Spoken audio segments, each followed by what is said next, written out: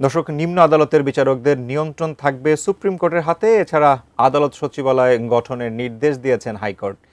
এ বিষয়ে বিস্তারিত জানতে হাইকোর্ট থেকে সরাসরি যুক্ত হচ্ছি সহকর্মী জাবেদ আক্তারের সঙ্গে। জাবেদ, এর আগের সংবাদে আপনি জানিয়েছিলেন, নতুন করে কি তথ্য আছে আপনার কাছে জানাবেন। একসময় সুপ্রিম কোর্টের হাতে ন্যস্ত ছিল। আজকে তার পরবর্তীতে চতুর্থ সংশোধনীর মাধ্যমে এই ক্ষমতাটা দেওয়া হয় রাষ্ট্রপতির কাছে এবং পঞ্চদশ সংশোধনীতে বলা হয় যে রাষ্ট্রপতি সুপ্রিম কোর্টের সাথে পরামর্শক্রমেই তিনি তার দায়িত্ব পালন করবেন। এরপরে এটি পঞ্চম সংশোধনী যখন বাতিল হয়ে যায়, পরবর্তীতে পঞ্চদশ সংশোধনীতে নতুন করে এই বিষয়টি আবারও ফিরে আসে এবং গত বছরের 25শে আগস্ট হাইকোর্টে 10 জন আইনজীবী তারা রিট করেছিলেন এবং তাদের যুক্তি ছিল যে এই নিম্ন আদালতের বিচারকদের বদলি, পদোন্নতি, এই সমস্ত বিষয়গুলো যদি সরকারের হাতে ন্যস্ত থাকে তাহলে তারা স্বাধীনভাবে বিচার কাজ পরিচালনা করতে পারে না। তারা বিভিন্ন রায় বা জাজমেন্ট দেওয়ার ক্ষেত্রে এক ধরনের ভয় ভীতি তাদের মধ্যে কাজ করে। তো এই রিটের শুনানি হয়েছিল বিচারপতি ফারাহ মাহবুব এবং বিচারপতি দেবাশিস রায় চৌধুরী হাইকোর্ট বেঞ্চে। গত বছরের 27 অক্টোবর তারা দুটি রুল দিয়েছিলেন।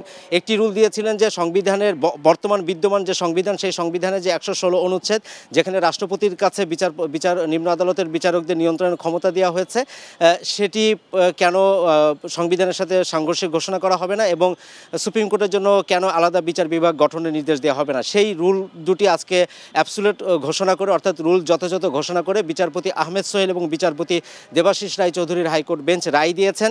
রায়ে তারা বলেছেন যে 1972 সালের যে মূল সংবিধানে বিচারকদের নিয়ন্ত্রণের ক্ষমতা সুপ্রিম কোর্টের হাতে ছিল, সেটি এখন থেকে সুপ্রিম কোর্টের হাতেই থাকবে এবং চতুর্থ পঞ্চদশ সংশোধনী যেটি নিয়ে আসা হয়েছিল সেখানে বাতিল ঘোষণা করা হয়েছে। এর ফলে এখন থেকে এই যে নিম্ন আদালতের বিচারকদের যে ছুটি, তাদের বদলি, তাদেরকে কোথায় চাকরি করবেন, তাদের কর্মস্থল নির্ধারণ, এই বিষয়গুলো সুপ্রিম কোর্ট নিয়ন্ত্রণ করবে এবং একই সাথে আগামী 3 মাসের ভিতরে সুপ্রিম কোর্টের জন্য, মানে বিচার বিভাগের জন্য একটি আলাদা সচিবালয় গঠনের নির্দেশ দিয়ে রায় দেওয়া হয়েছে।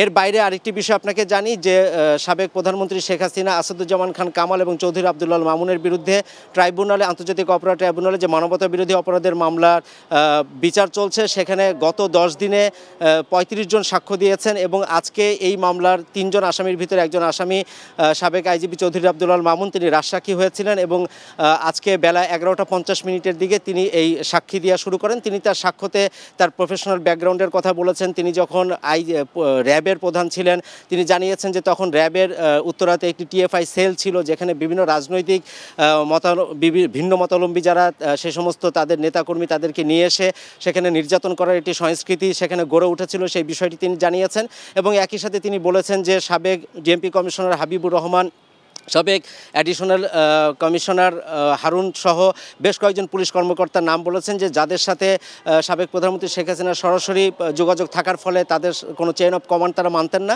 এবং পুলিশের ভিতরে গ্রুপিং তৈরি হয় এবং তারা রাজনীতিতে এক ধরনের হস্তক্ষেপ করা শুরু করে। 2018 সালের নির্বাচনে সাবেক আইজিপি জাভেদ পাটোয়ারি তিনি 50% ভোট আগের রাতেই কাস্টিং করার জন্য প্রধানমন্ত্রীকে পরামর্শ দিয়েছিলেন। এই সমস্ত বিষয়গুলো তিনি তুলে ধরছেন। এখনও পর্যন্ত তার সাক্ষ্য গ্রহণ চলছে। তিনি তার সাক্ষ্যতে আরও কি বলেন সেটি আমরা জেনে নিশ্চয়ই পরবর্তী সংবাদে আপনার সাথে যুক্ত হব। শাকুর, আমার কাছে হাইকোর্ট এবং ট্রাইব্যুনালের এই ছিল সবশেষ সংবাদ।